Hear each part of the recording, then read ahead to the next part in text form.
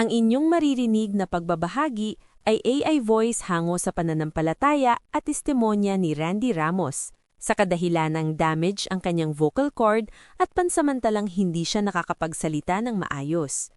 Naway mapagpala kayo ng pagbabahaging ito at mailapit kayo ng higit sa Panginoong Hesus. Ang inyong madidinig ay nagpapaalala sa atin na ang buhay Kristiyano ay hindi tungkol sa pag-alam ng buong plano ng Diyos, kundi sa pagtitiwala at pagsunod sa Kanya sa bawat hakbang.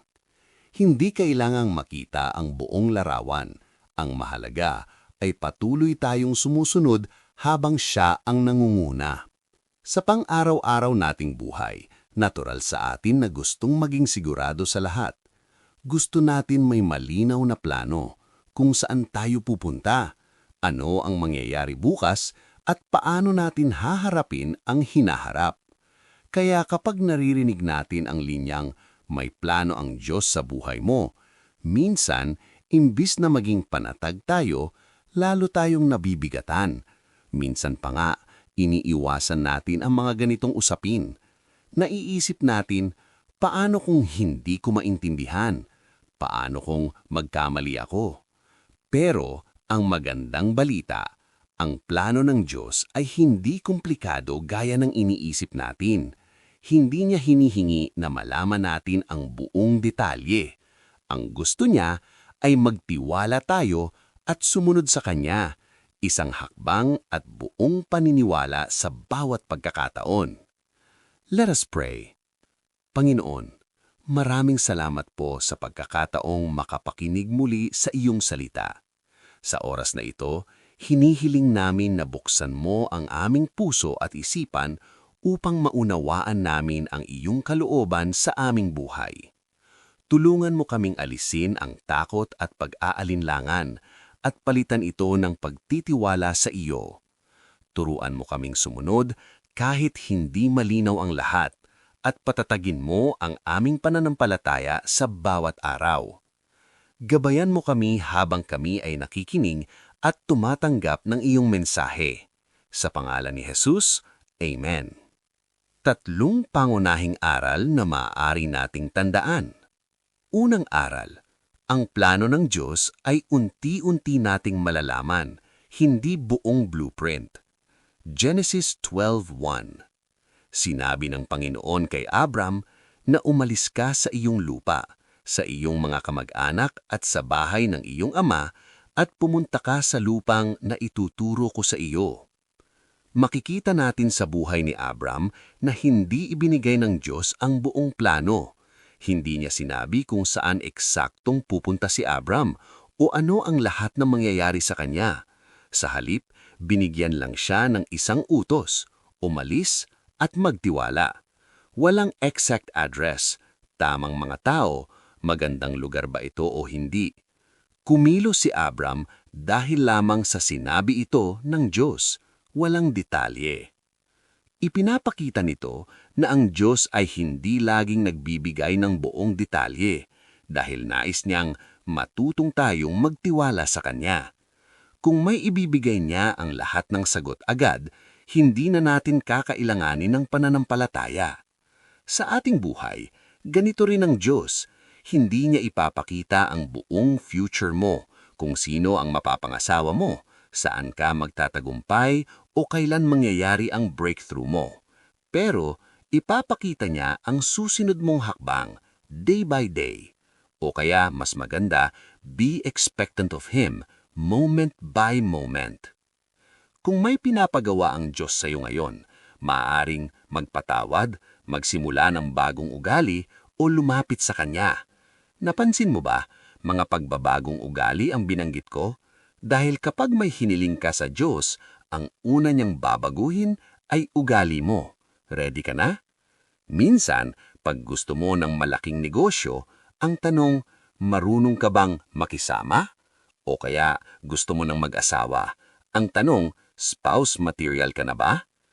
Kaya't hindi purong hingi ng bagay o pabor kay Lord, tingnan mong mabuti kung lapat na ang ugali mo sa mga hinihiling mo sa Kanya.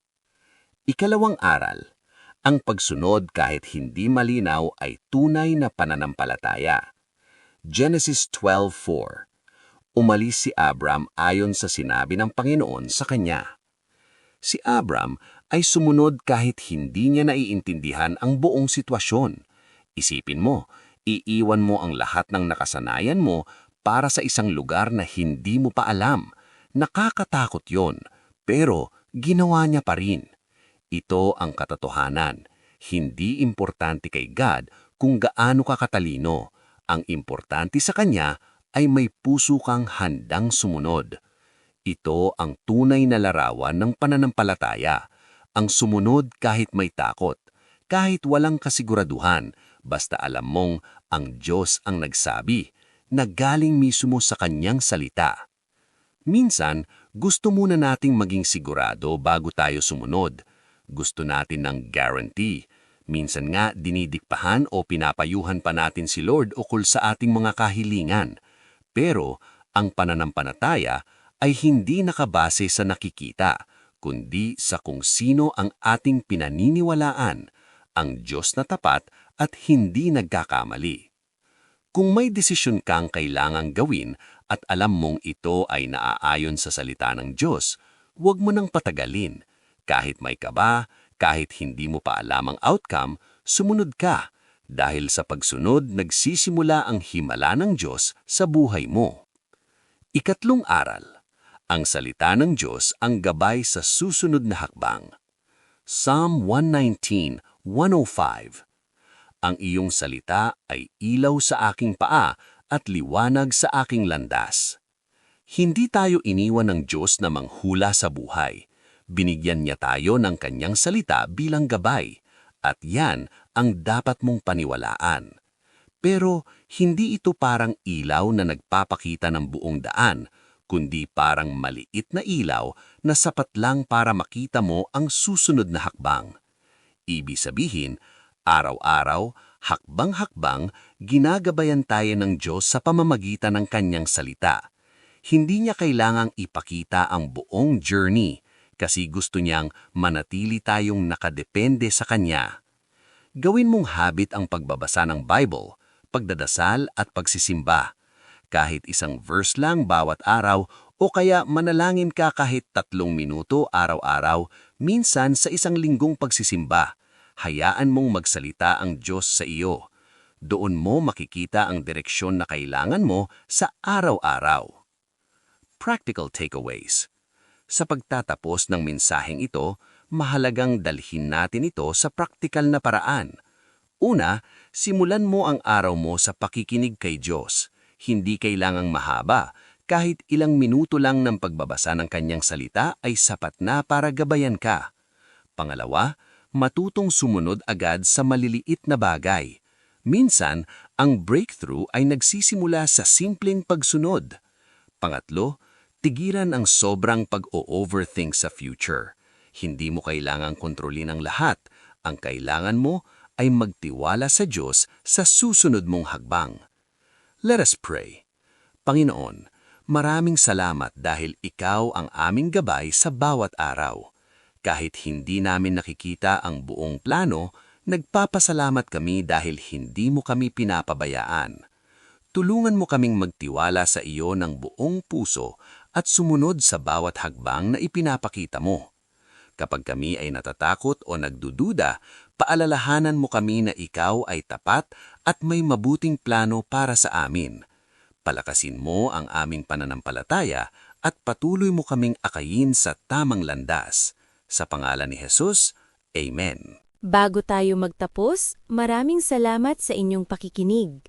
Kung kayo ay natulungan o napalago ng presentasyong ito, malugod naming dinatanggap ang inyong suportang pinansyal para sa ministeryong ito. Ang inyong tulong ay makakatulong upang maipagpatuloy ang gawaing ito, at humihingi rin kami ng panalangin at tulong pinansyal para sa patuloy na paggaling ng boses ni Randy Ramos. Maraming salamat po sa inyong suporta.